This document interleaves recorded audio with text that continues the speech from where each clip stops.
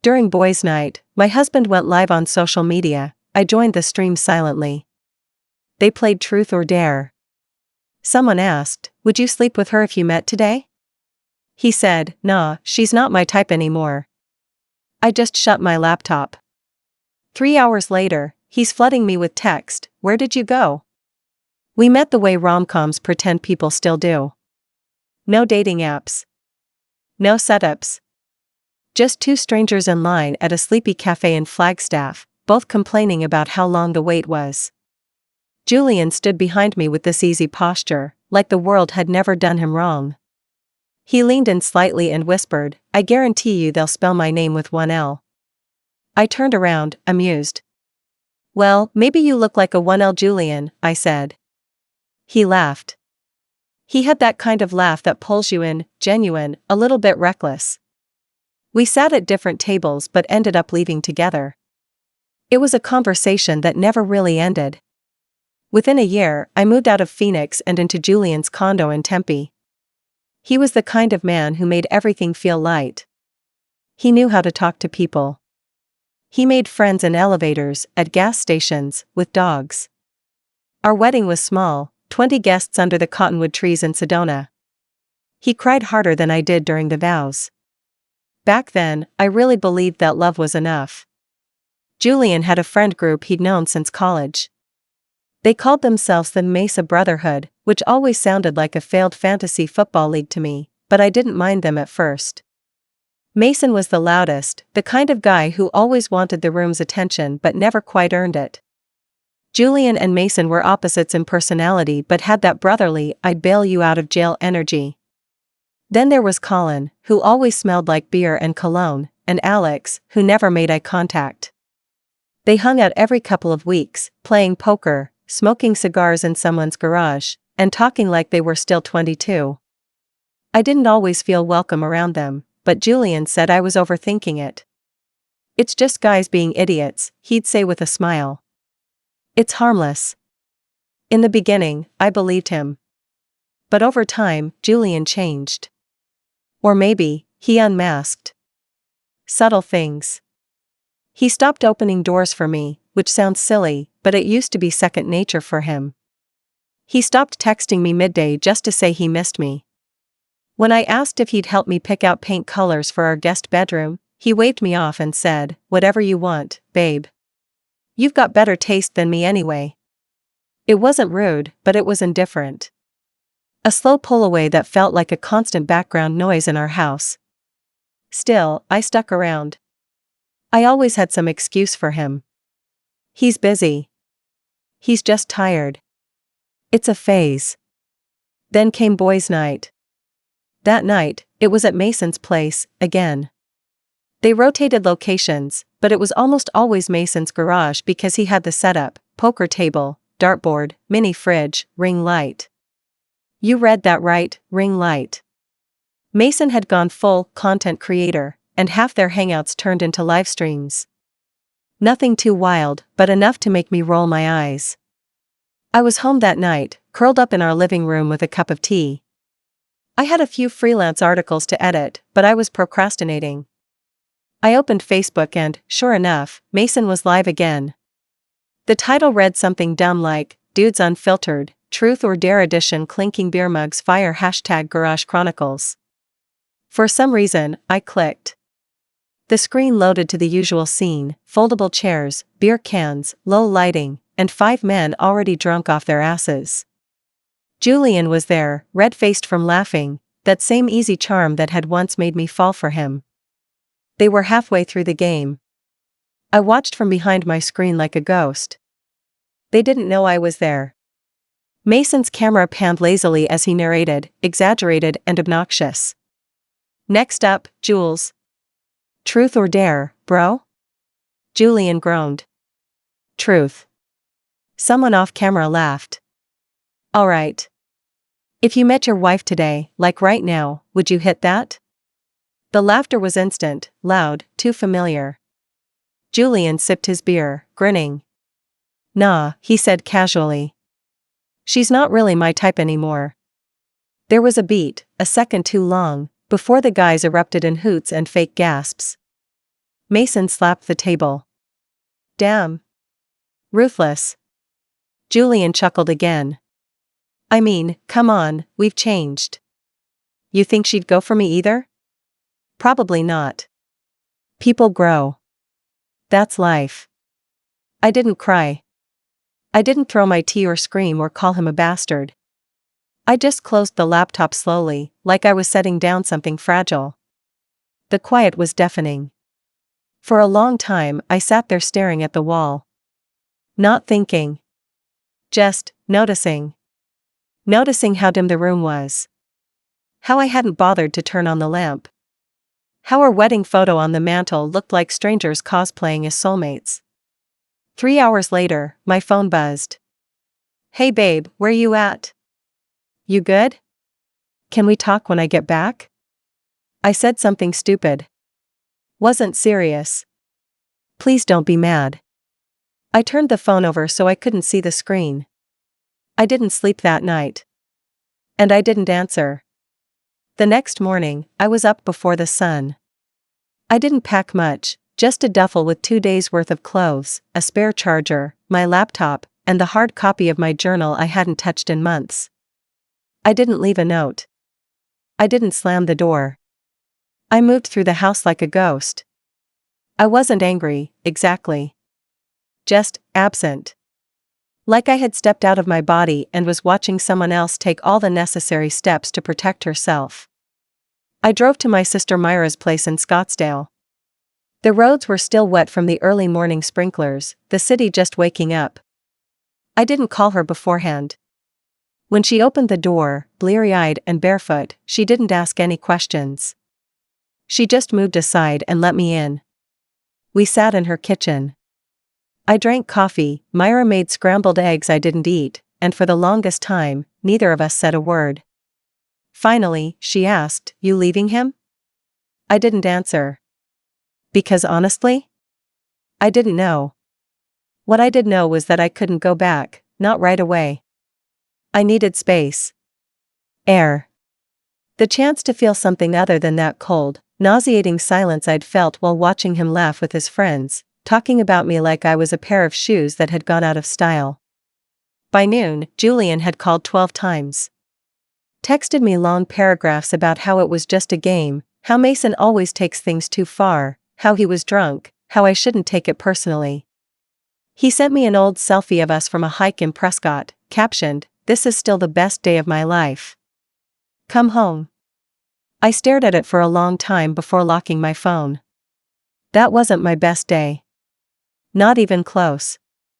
That was the day he complained the whole hike, made us turn around early, and then took credit for suggesting the trail to begin with. Still, there was a tiny part of me, tired, bruised, too sentimental for my own good, that wanted to believe he hadn't meant it. That it was just alcohol talking. Just Mason egging him on. Just a joke. But here's the thing no one tells you about betrayal, it doesn't come in thunderclaps and screaming matches. Most times, it slips in through the cracks. Casual. Offhand. A throwaway comment in a livestream. A laugh that lingers too long. Myra offered to take me out that night. Girls' night, she said. Just us. Margaritas. Petty venting. You name it. But I didn't feel like talking. Not yet. Instead, I opened my journal for the first time in 5 months. I wrote everything. The stream. His laugh. The way the camera had caught him smirking, unbothered, surrounded by his boys like a king among jesters. I wrote about how I'd seen it coming in slow motion. All the missed moments. The little ways he had stopped choosing me every day. The next few days blurred together. Julian kept texting. Voice messages now, rambling ones. Some sounded almost desperate. I was just trying to be funny. You know how those guys are. Please don't throw us away over one comment. But that was the problem. It wasn't just one comment. It was every time he didn't show up. Every time I asked for connection and got silence. Every time he let his friends treat me like an outsider and didn't defend me. Every moment he treated our marriage like background noise. 5 days after I left, I got a flower delivery at Myra's, tulips, my favorite. No note. That night, he finally stopped calling. Instead, I got a single text, if asterisk ket up. I know. But I don't know how to fix it. I didn't reply. Because I didn't know how to fix it either. Instead, I booked an appointment with a divorce attorney in downtown Phoenix. Just to talk. Just to get information. That's what I told myself. The lawyer, a quiet woman named Miriam who wore a navy blazer like armor, didn't flinch at my story. She heard worse every day, I'm sure. Still, something in the way she looked at me, steady, like she saw all the pieces of me I hadn't put together yet, made me feel steadier, too. When she asked, "Are you ready to file?" I hesitated. But not for long. "Yes," I said. "I think I am." I wasn't sure if I meant it. But I wanted to. I drove back to Chandler after that. Not to talk. Not to explain. Just to collect the rest of my things. The house looked smaller than I remembered. Too clean. As if he'd scrubbed away the evidence of my existence. My mug was missing from the counter. The picture of us at our wedding wasn't on the mantel anymore. He was waiting on the couch when I walked in. His eyes were red-rimmed, a 5 o'clock shadow growing in patches. He stood up too fast, knocking into the coffee table. "Hey. Can we talk?" I shook my head. "I'm just here for my stuff. Please, just 5 minutes." He looked like he was unraveling. And maybe he was. But that didn't change the facts. "I don't hate you, Julian," I said, voice low. "But I don't trust you anymore. That's not something flowers or apologies can fix." He blinked, lips parting like he was about to protest, but then, he didn't. Instead, he sat back down and stared at the floor. I packed in silence. Jeans. Blouses. My toothbrush. The drawer of notebooks he never asked about. He watched me from the living room, not saying another word. I didn't rush. But I didn't linger either. As I zipped my last bag, he finally whispered, "I miss you." I paused at the doorway. My hand hovered on the knob. "I miss me too," I said. The me I was before all of this. I left without looking back. The car ride back to Scottsdale was quiet. It wasn't like in movies, where someone breaks down on the highway or pulls over sobbing into the steering wheel. It was more like a hum. A numb, vibrating kind of stillness. I drove with the windows down, not because I liked the wind in my hair or because the desert air was particularly refreshing that day. I just couldn't stand hearing myself think. Myra was on the couch when I got in. She paused her show and looked at me the way only an older sister can, some mix of concern, curiosity, and readiness to fight someone on my behalf. "You okay?" I nodded. I picked up the rest of my things. She didn't say much after that. Just stood and grabbed my bag, put it near the hallway closet. The next few weeks moved slowly. I stayed in her guest room. Kept working remotely, editing articles and helping a travel blogger organize a backlog of content they'd ignored for years. Every night, I cooked dinner to keep my hands busy. Myra would come home, kick off her heels, and ask what the ex-husband in progress had said lately. Some nights, I had an answer. Some nights, I didn't. He was still texting. The tone shifted every few days. Sometimes sad, sometimes furious. Once, he sent a screenshot of a memory from our trip to Big Sur with the caption, "This meant nothing to you?" Other times, it was shorter, "I'm still in love with you. You're being cold. If ket up. I'm sorry. I'll keep saying it until you believe me." I didn't block him. Not because I was hoping for anything to change, but because I wanted to see how far he'd go before he understood there was no saving this. The livestream was just the wrecking ball.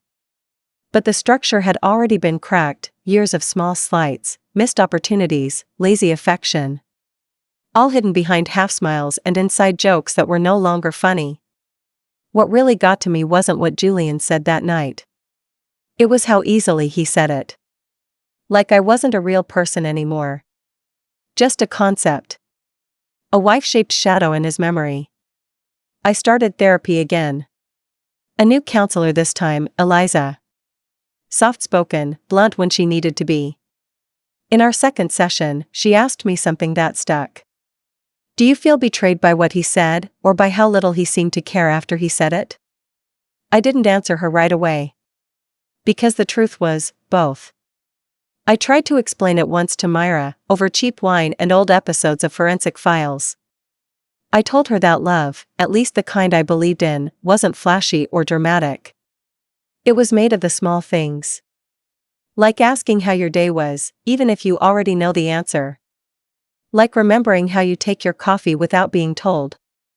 Like not laughing with your friends at your partner's expense, especially not when it's being broadcast to the world. Julian had stopped doing the small things a long time ago. So when he said I wasn't his type anymore, it wasn't a shock. It was more like confirmation. Like finding out that the house you've been living in for years has been slowly rotting from the inside.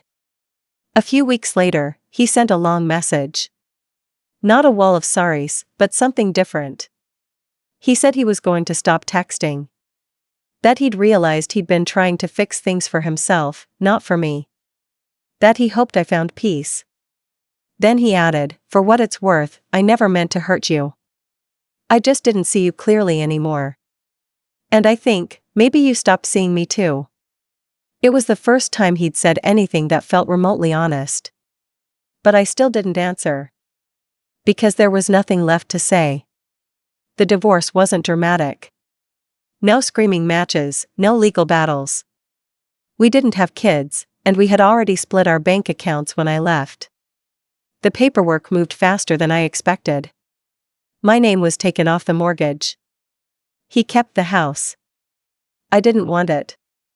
Myra offered to throw me a divorce brunch, complete with mimosas and a group of her loud, wonderful friends who would roast him for hours. I passed. I didn't want a celebration. I didn't feel like I'd won anything. All I'd done was leave a place I should have walked away from sooner.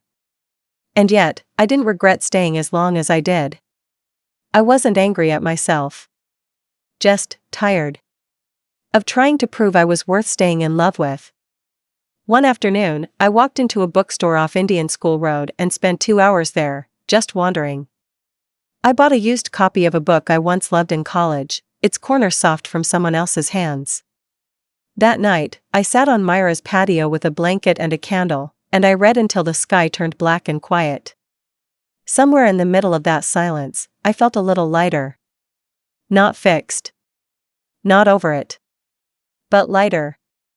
A few months passed, like sand through an hourglass, slow when you watch it, fast when you don't.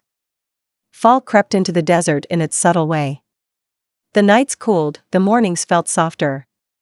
That in-between season where Arizona pretends to understand what autumn means. Leaves didn't change like they do up north, but the light shifted. Shadows stretched longer, the sun lingered lower in the sky. It matched how I felt, between two lives, not quite mourning, not quite healed. I started doing things alone again. Really alone. Not lonely alone, but quiet alone. I took morning walks through Papago Park, sometimes before sunrise, watching the red rocks glow in the early light. I'd bring a coffee, no earbuds, just presence. I didn't check my phone much anymore. Julian had kept his word. No texts. No emails. No surprise ran into you by accident appearances. He'd vanished as cleanly as if I had erased him. Still, sometimes, I saw him. In couples I passed at grocery stores. In the way a man laughed on the phone in line at Dutch Brothers. In the profile of someone driving a white SUV that looked just like his. Memory doesn't care about divorce papers. It lingers.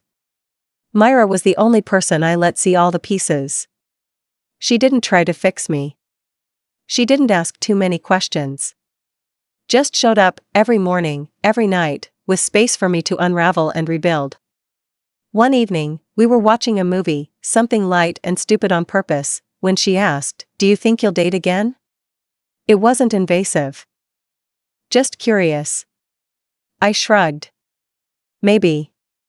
Not now. And I meant that. Because I was still figuring out what version of myself I wanted to take into the next chapter. Marriage had made me smaller in ways I didn't realize until I left. Not because Julian forced it, but because I let it happen. I stopped traveling. I stopped taking photos. I stopped submitting my writing anywhere. Somewhere along the way, I stopped seeing myself as someone interesting. Now, little by little, I was rebuilding that person.